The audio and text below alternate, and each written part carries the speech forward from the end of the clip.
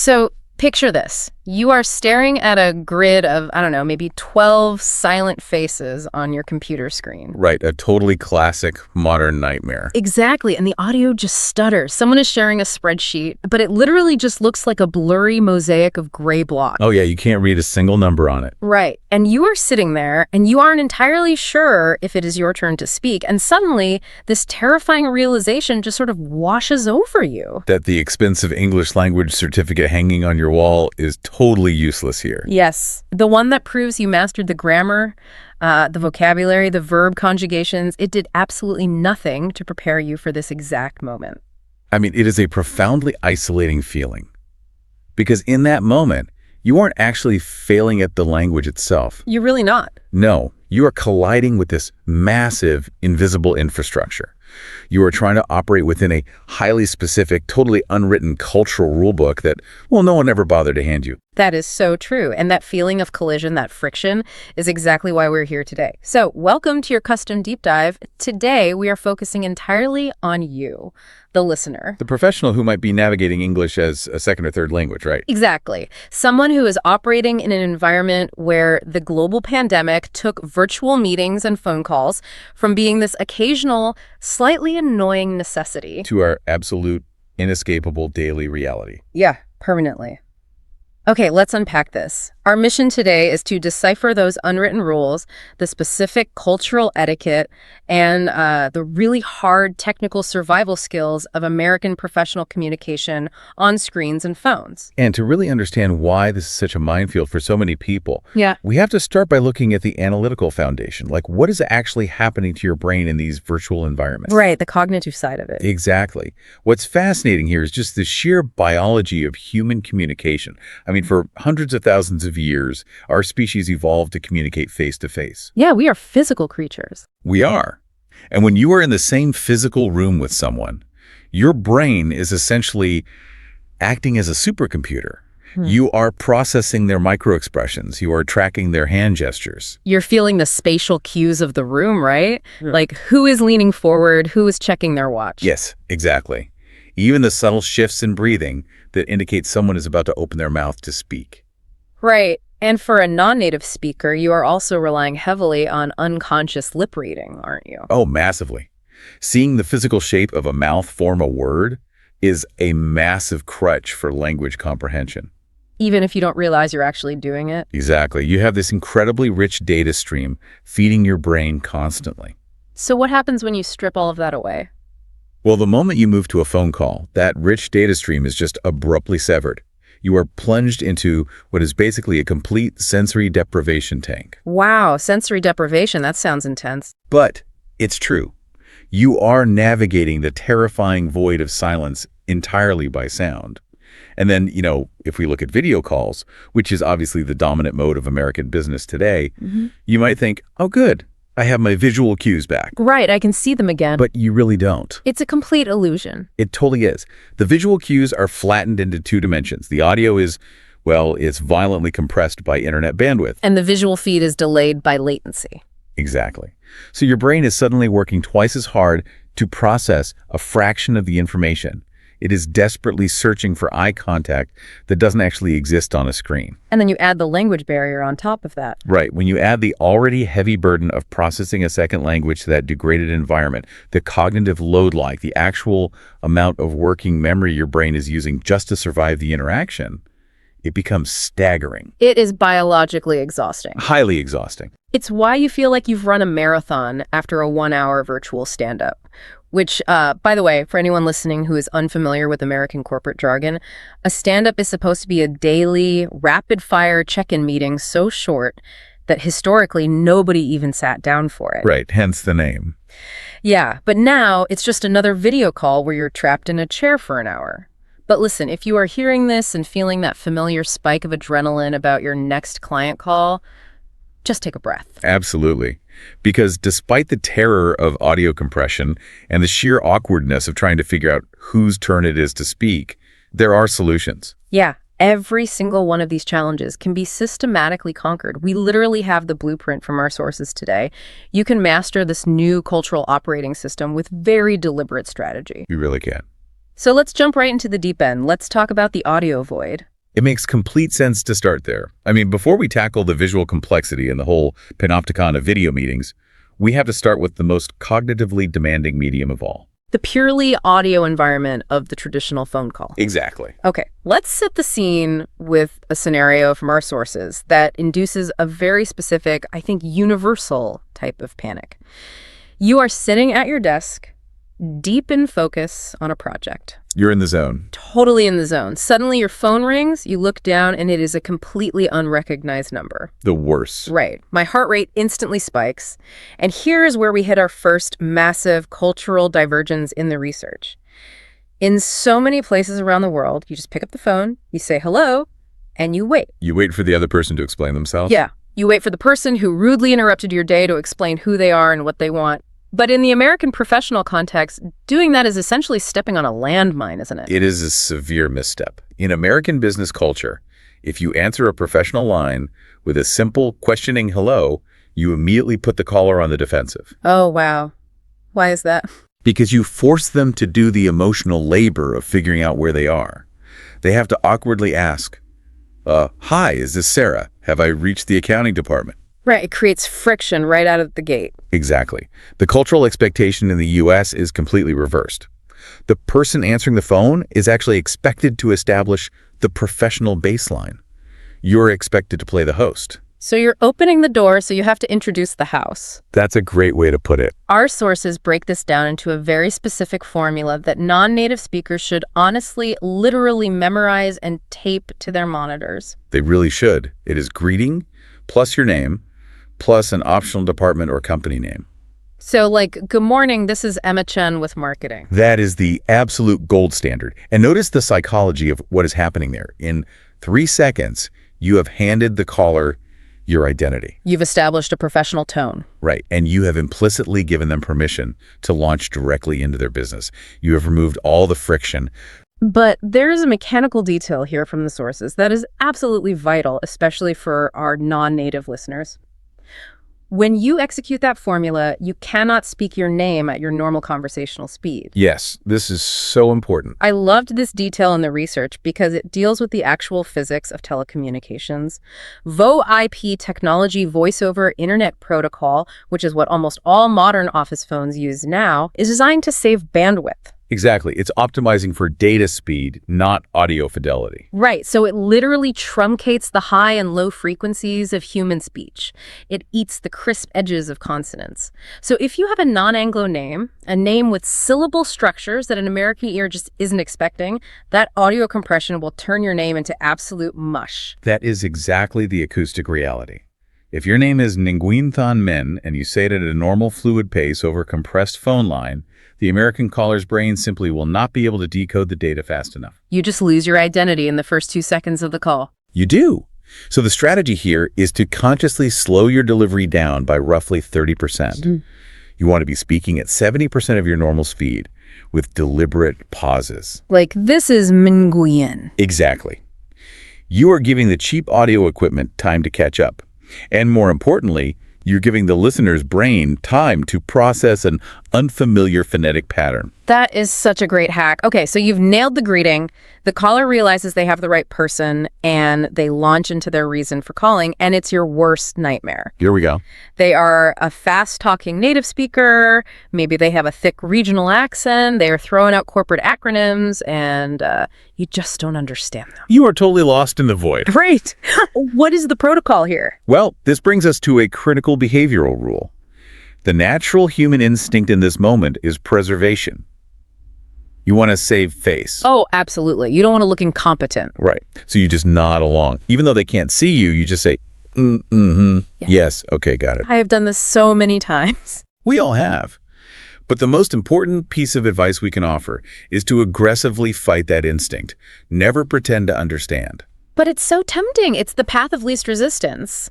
You just want the uncomfortable, embarrassing moment to end so you can hang up and try to decipher your notes. It is entirely human to want that, but consider the operational consequences. You hang up the phone and you have absolutely no idea what was just agreed upon. Oh no, like what is your action item? Did you just commit your team to a Friday deadline? Did you just agree to a budget cut? That ambiguity is infinitely more damaging to your professional reputation than simply asking for clarification in the moment. Yeah, that makes sense. The key is knowing how to ask for clarification without bruising anyone's ego. And our sources map out 3 distinct levels of intervention. They do. It's a really structured escalation. All right, let's walk through the escalation. Level 1. Level 1 is for mild clarification. Maybe you missed a single sentence or a specific number. The strategy here is brilliant in its simplicity. You just blame the connection. Even if the connection is crystal clear. Even if it's crystal clear. Americans do this constantly. You say, apologies, the connection seemed to cut out for a second on my end. Could you repeat that last metric? That is the perfect social shield. Because by blaming the invisible technology gods, you are completely removing the blame from your own language comprehension. Right. Crucially, you are removing the blame from their fast, sloppy speaking.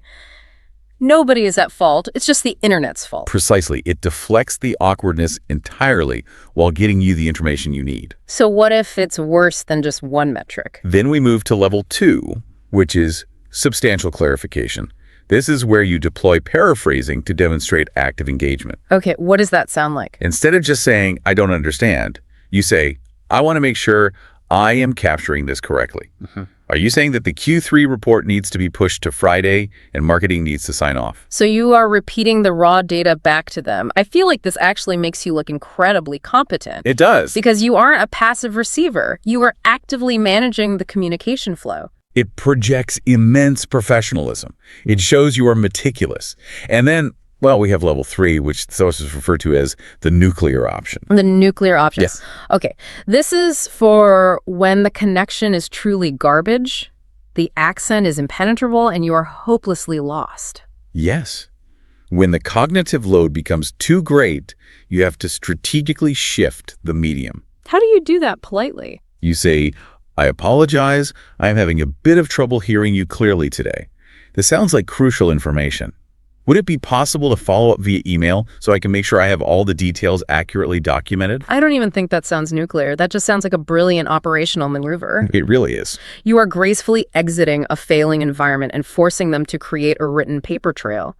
I mean, you can translate an email, but you can't translate a garbled phone connection. Exactly. It is a highly respected business practice. Nobody will fault you for wanting a paper trail. Right.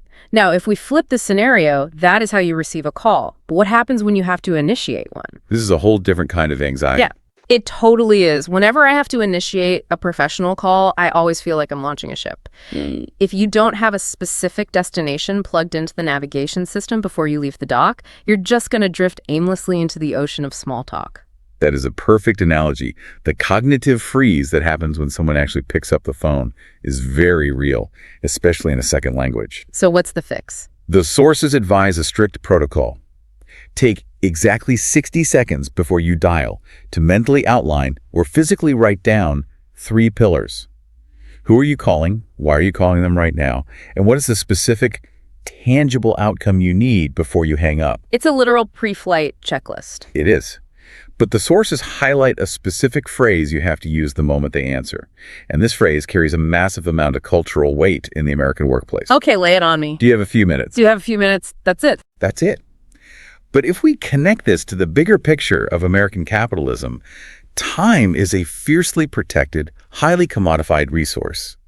It is equated directly with money and productivity. Right. Time is money. Exactly. In many global cultures, the simple act of someone answering the phone implicitly means they are available and willing to converse. In the United States, that is absolutely not the case. Answering the phone does not equal consent to a full conversation. Never assume it does. Right, because they might be answering out of sheer reflex while they are literally walking into a boardroom or while they are scanning an urgent email from their boss. Exactly. So if I just launch into my 5-minute monologue about the budget spreadsheet without asking if they have time, I am essentially trespassing on their schedule. That is exactly how it is perceived. It is considered highly presumptuous and slightly rude. Wow. But by pausing after your greeting and asking, do you have 10 minutes to discuss the budget, you are showing profound respect for their boundaries. And I guess you're giving them an out. More importantly, yes, you are offering them a polite, face-saving exit. Yeah. You give them the power to say, actually, I'm about to jump on a client call. Can I call you back at 2 o'clock? That makes total sense. It establishes mutual respect before the work even begins. Okay, I want to talk about my absolute least favorite part of the audio void. Let me guess. The silences. The silences. In a physical room, a 3-second pause is nothing. You make a point, and you can physically see the other person looking up at the ceiling, thinking about what you said. Right, you see their brain working. Yeah. On a phone call, 3 seconds of dead silence feels like I am falling down an elevator shaft. My brain instantly spirals. Did the call drop? Did I mispronounce a crucial word? Are they furious with me? That is the sensory deprivation tank playing tricks on your nervous system. What you have to consciously internalize is that pauses are a perfectly normal, necessary part of conversational cadence. Even on the phone. Yes, people need a moment to process complex data. Or perhaps they're just tabbing over to pull up the document you referenced on their screen. Right, they're just multitasking. Exactly. The instinct for a non-native speaker is to panic and fill that silence with nervous verbal clutter.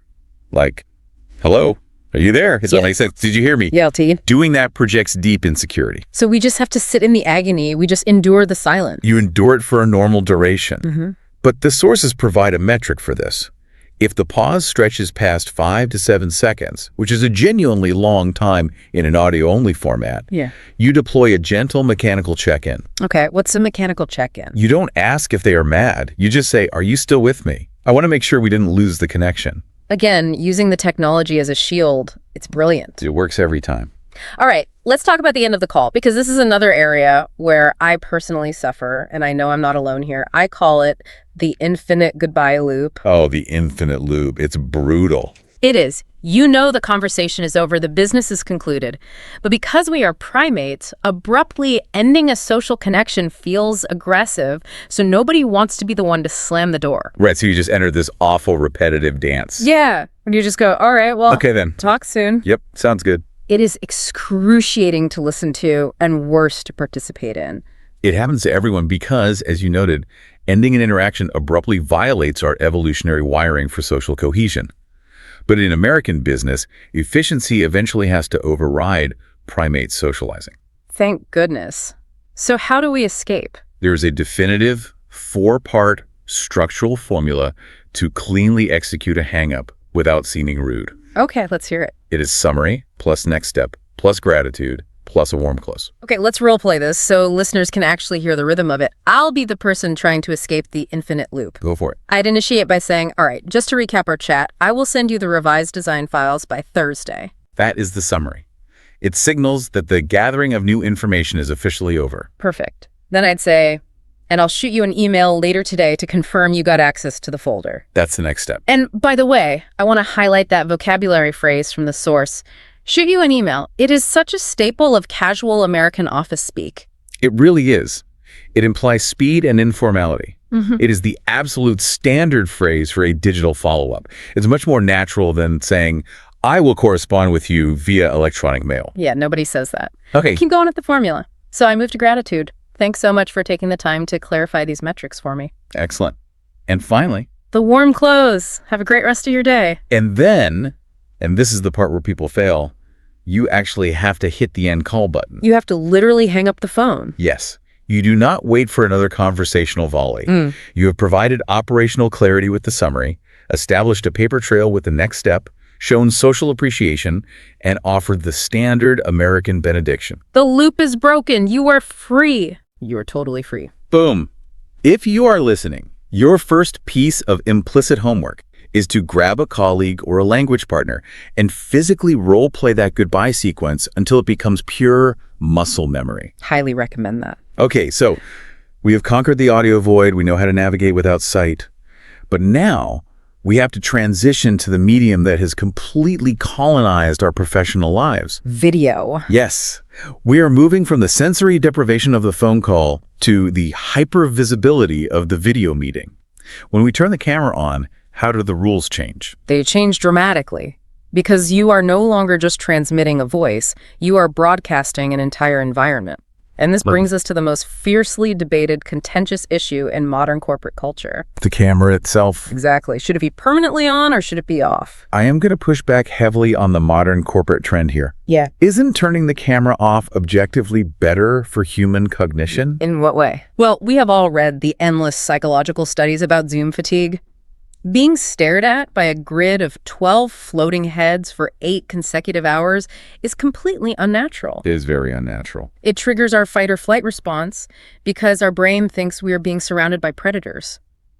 If I want to actually focus on the data being presented, shouldn't I protect my energy and just turn my camera off? The biological argument you are making is entirely valid. The human brain was not designed for the panopticon of a massive video grid. However, There is always a however. there is. We have to operate within the nuanced reality of American corporate culture as it actually exists, not as we wish it existed. Fair point. The default expectation, the absolute baseline of professionalism, is camera on. This is an unbending rule for one-on-ones, meetings with external clients, or any internal group smaller than roughly 10 people. Why though? What is the cultural psychology behind that rigid expectation? Yeah. Why do they need to see my face if I'm just listening to a budget report? Because in American corporate culture, visual presence is conflated with dedication. Oh, interesting. Having your camera on sends a very specific nonverbal message of respect. It signals, I am fully present, I am committing my visual attention to you, and I am not multitasking. So if my camera is off, When your camera is off while everyone else's is on, the unavoidable perception, whether it is fair or not, is that you are clearing out your email inbox, or scrolling on your phone, or folding your laundry. the assumption is that you are hiding. You are treating the meeting like a podcast while you do other things. Exactly. You are perceived as withdrawing from the collective effort. Now, this raises an important question. Are there exceptions to this rule? Absolutely. Yeah. Camera off is perfectly acceptable and sometimes even preferred to save bandwidth in a massive 200-person company all-hands meeting. Because in an all hands, you are not really a participant. You are functionally just a television viewer. Exactly. It is also acceptable if you are surviving a brutal marathon of back-to-back meetings. But doing so requires contextual awareness and proactive communication. Meaning you can't just go dark without an explanation. Right. Use the chat function to protect your reputation. You drop a quick note. Hi, team. I have been on camera nonstop since 8 a.m. I am going to turn my video off for this hour to rest my eyes. But I am fully listening and engaged. By stating your reason, you remove the assumption that you are multitasking. You control the narrative. Exactly. Okay, so assuming the camera is on, that means my physical background is on broadcast to my entire company. And I have noticed a massive shift in how we view backgrounds. Oh, for sure. They are no longer just the drywall of our home offices. They have become curated character statements. People carefully arrange their bookshelves to show off intellectual titles. They position expensive plants. It's a whole new form of corporate posturing. It has essentially become the new professional attire. You used to wear a suit to project competence. Now you curate a bookshelf. That's hilarious, but so true. The physical requirements for a professional background, however, are actually quite straightforward in the research. It must be clean, it must be completely uncluttered, and it should be relatively neutral. But the most critical, frequently botched element of the physical setup isn't the background at all. What is it? It is the lighting. Let's talk about the physics of webcams because people get this so wrong. They really do. You must be lit from the front. A desk lamp behind your monitor shining on your face is ideal. What if I have a window behind me? If you sit with a bright, sunny window behind you, the auto exposure algorithm in your webcam will adjust for that massive light source. It will darken everything in the foreground to compensate. So you become a silhouette. Yes, the result is that you become a dark, featureless, terrifying silhouette. You look like an anonymous informant in a witness protection documentary. You totally do. You look like you're using a voice distorter. Like, I cannot confirm or deny the allegations regarding the Q3 budget. It is incredibly distracting because people can't see your micro-expressions. But let's talk about the chaos of reality. We are broadcasting from our living rooms and our kitchens. What happens when real life breaches the professional frame? Like when your cat decides to walk directly across your keyboard, or your toddler bursts into the room demanding a juice box. What's fascinating here is how rapidly post-pandemic culture has evolved on this specific issue. Has it? Oh, massively. Think back to 5 or 6 years ago. A child interrupting a live broadcast was a mortifying viral disaster. The instinct was sheer panic. Right, like that guy on the news where the wife slides into the room. Exactly. But today, the culture is incredibly forgiving. These interruptions are no longer seen as unprofessional. They are recognized as normal human moments. The unwritten rule now is simply to handle the chaos with grace and humor. So you don't throw yourself over the webcam like a grenade. No. You give a quick, warm smile. You say, "Apologies, my 2-year-old is making a guest appearance today." You physically handle the situation, and you seamlessly return to the business at hand. So just keep cool. The biggest mistake you can make is to become deeply flustered, to panic, or to endlessly over-apologize. Just roll with it. Show that you are unflappable under pressure. Now, here is where the deep dive gets really interesting. Our sources reveal a mechanical secret about on-screen presence that completely blew my mind. I know exactly what you're talking about. It is entirely counterintuitive, and it has to do with framing and eye contact. Yes, this is perhaps the single most powerful adjustment a listener can make to their video presence. First, let's talk about framing. You want to utilize what filmmakers call a medium close-up. Okay, so where does that put me on screen? The top of your head and your shoulders should be clearly visible, centered in the frame. If you are too close, it feels aggressively intimate. If you're too far away, you look small and diminished. Like you're trapped in a box. Right. But the geometry of eye contact is where the real psychological magic happens. Okay, break the geometry down for me. Because what feels natural is actually completely wrong. Think about a physical room. If you want to convey sincerity and look someone in the eye, you look directly at their face. But on a video call, the other person's face is displayed on your monitor. If you have a standard 15-inch screen and their face is in the center or bottom of the grid, looking at their face means your physical eyes are angled downwards from the perspective of your webcam, which is mounted at the top of the screen. So to the person watching you on their screen, it doesn't look like you're making eye contact at all. No, it looks like you were looking down at your keyboard. It looks submissive, or worse, distracted. Wow. So to simulate looking directly into someone's eyes, you must look directly into the camera lens itself. Which feels completely insane. You are ignoring the human faces on your screen to stare unblinkingly into a tiny, dead piece of glass. Yeah, it feels completely unnatural and requires deliberate practice. But when you look at the lens, the optical illusion on the other end is profound. Because to them, you're looking right at them. The person watching feels like you are looking straight through the screen into their soul. Mastering this technique, especially when you are delivering a key piece of data, answering a direct question, or pitching a client, builds immense perceived confidence. It generates what sociologists call social capital. Yes, it makes you appear authoritative, deeply engaged, and intensely focused. That is wild. You have to actively ignore the human face to create a human connection. It's the irony of the medium. Okay, so we've established our individual presence. We look great. Our background is pristine. We are staring into the soul of the lens.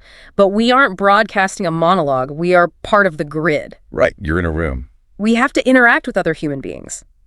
Let's move into Section 3 and discuss the complex choreography of American virtual group dynamics. The virtual room. It is a completely different ecosystem with its own distinct rhythm. And let's start with the very beginning of that rhythm, the first 3 to 5 minutes of every single American corporate meeting. The warm-up. I have to challenge this practice.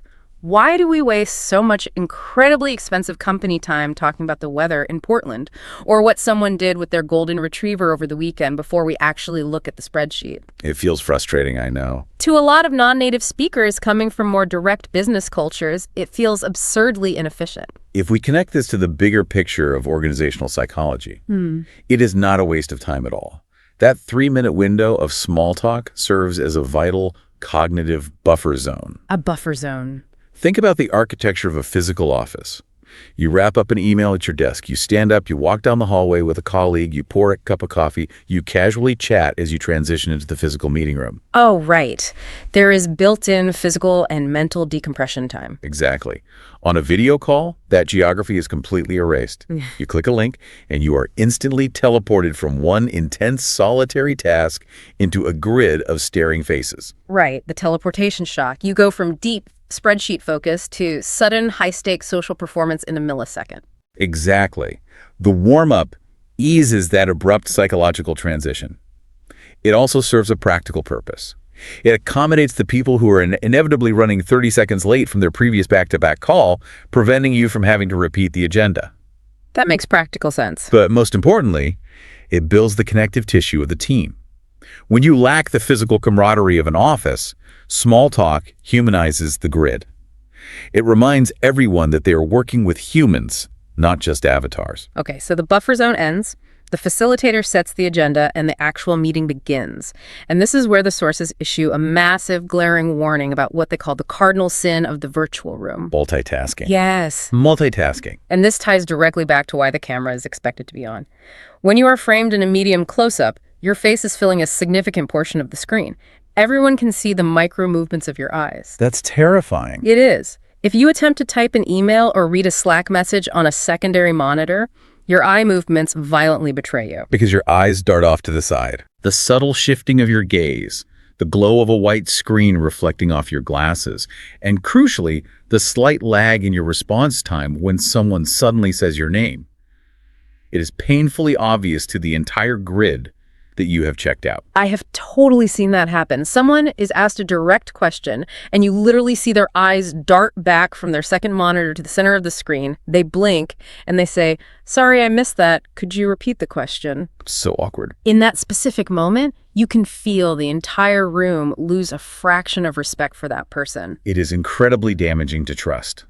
The blunt truth in American professional culture is this. If a meeting is truly not worth your full cognitive attention, you should politely decline the invitation. Just don't go. Right. Say you have a conflict, ask them to record it, or ask for the summary notes.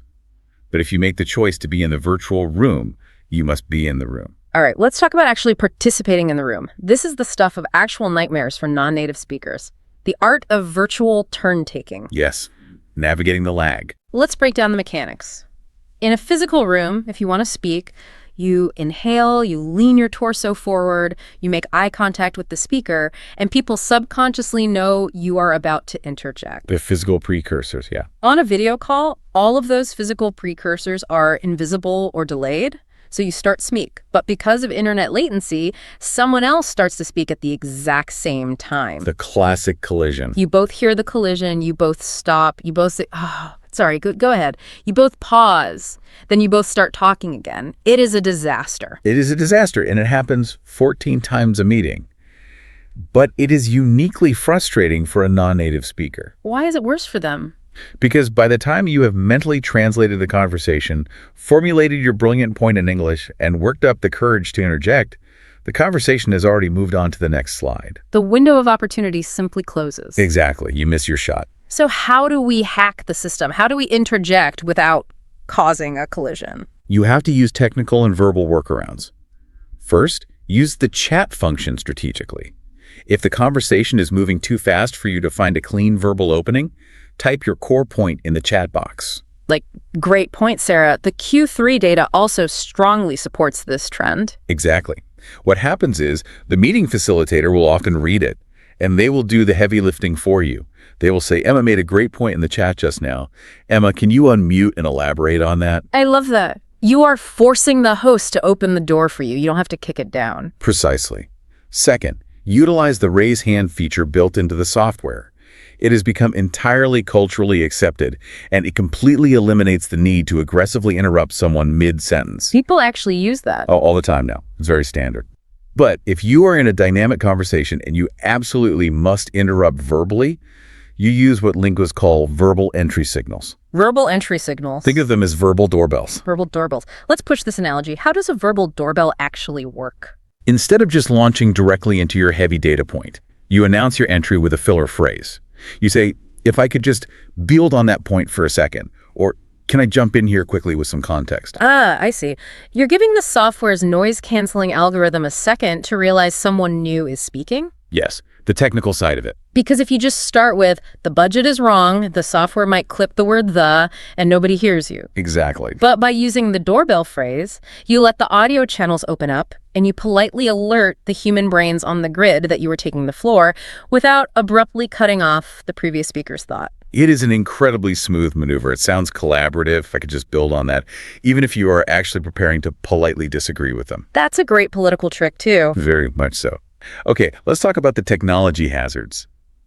Mutes, mics, and screen shares. Ah, the tech disasters. I Yeah. have to laugh because the single greatest equalizer of the digital age, the thing that humbles everyone regardless of their title, is the "you're on mute" moment. It is truly universal.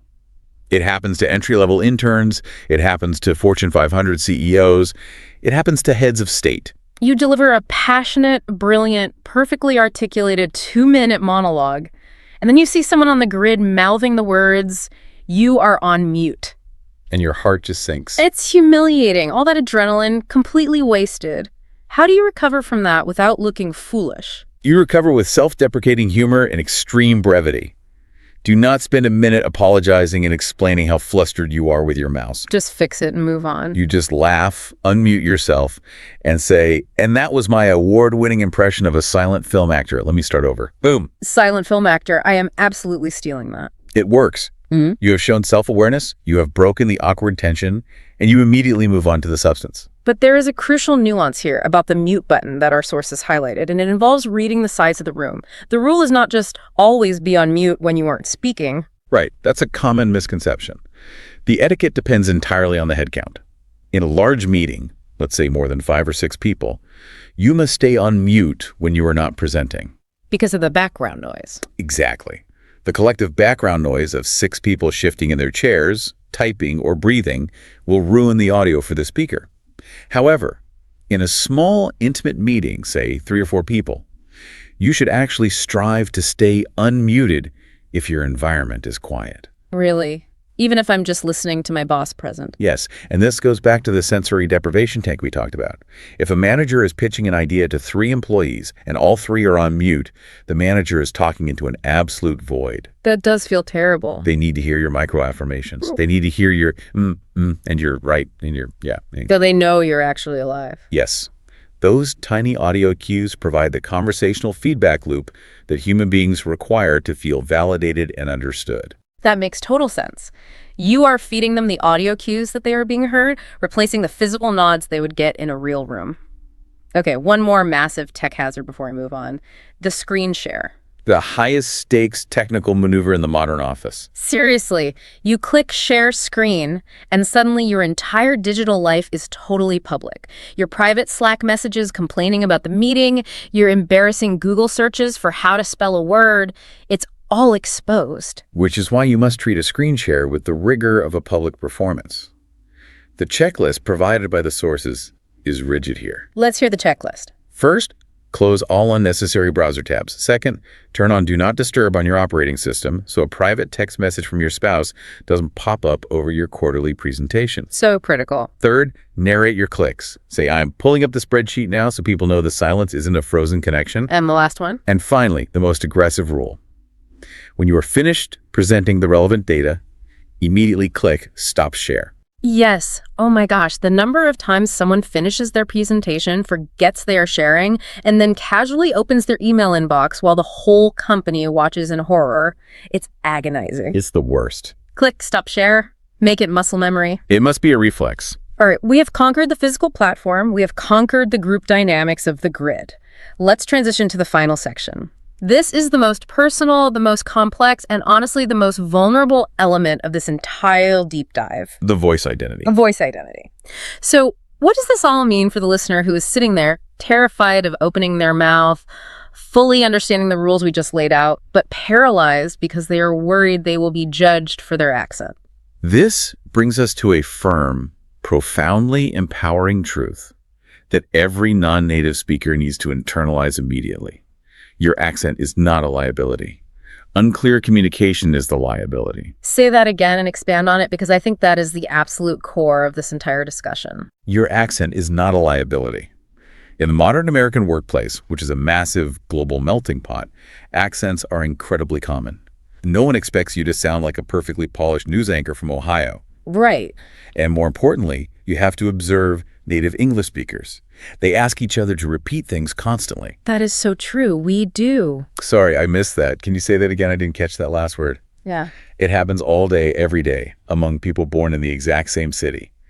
Therefore, you must never apologize for your accent. Because apologizing frames it as a defect. Exactly. When you start a sentence with, "I'm sorry for my English," or "Please excuse my accent," you are voluntarily undermining your own professional credibility before you even deliver your data. You were telling them to expect failure. You have to own your voice. It is a marker of your global experience. I love that. Own your voice.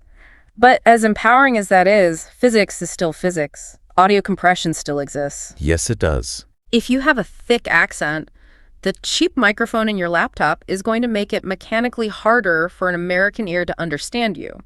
So, beyond the psychology, what are the hard mechanical strategies we can use to fight back against the technology and ensure our brilliant ideas are actually heard? The sources outline 3 highly actionable acoustic strategies to overcome the compression of the medium. Strategy number 1. First, manage your speed. When we are nervous, when that adrenaline hits because it's our turn to speak, our heart rate goes up and we naturally speak faster. We just want to get it over with. Exactly. But if you have an accent, speed destroys clarity.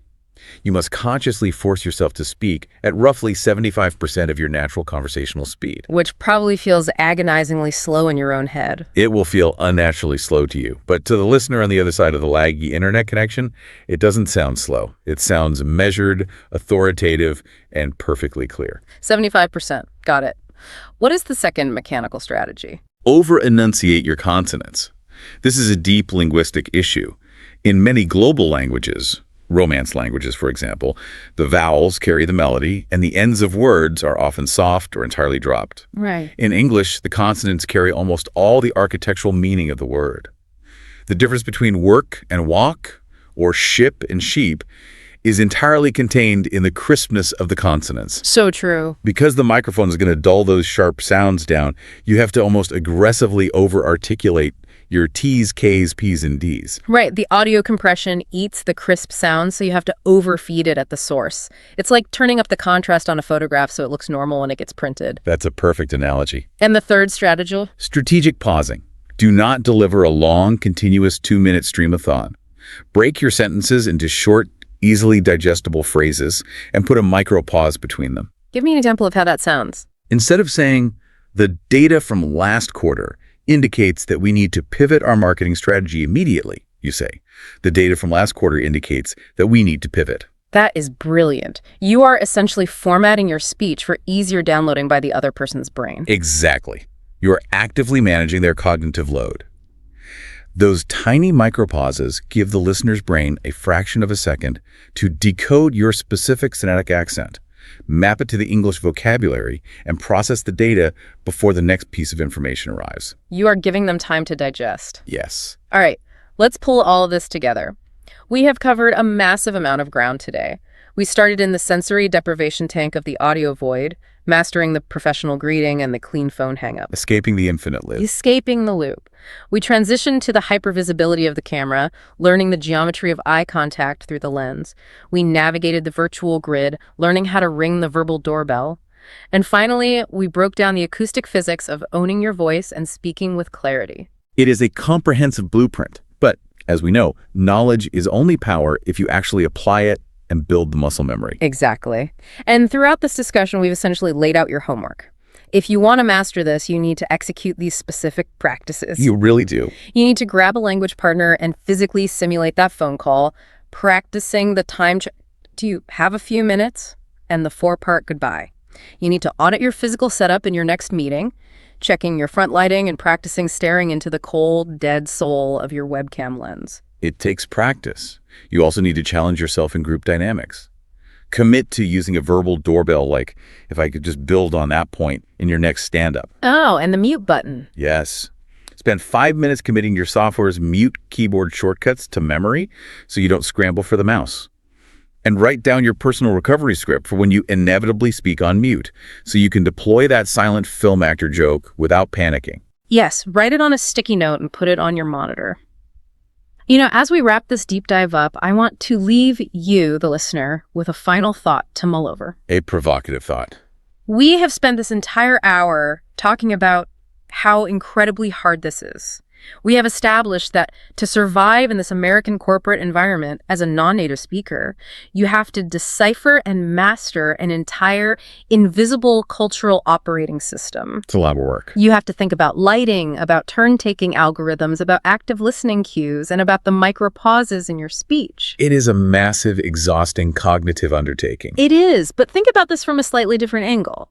Native English speakers don't think about any of this. No, they don't. They take the language entirely for granted, and they usually take the technological medium for granted. They just show up, They mumble through their points at full speed. They stare lazily at their own faces on the screen instead of the lens.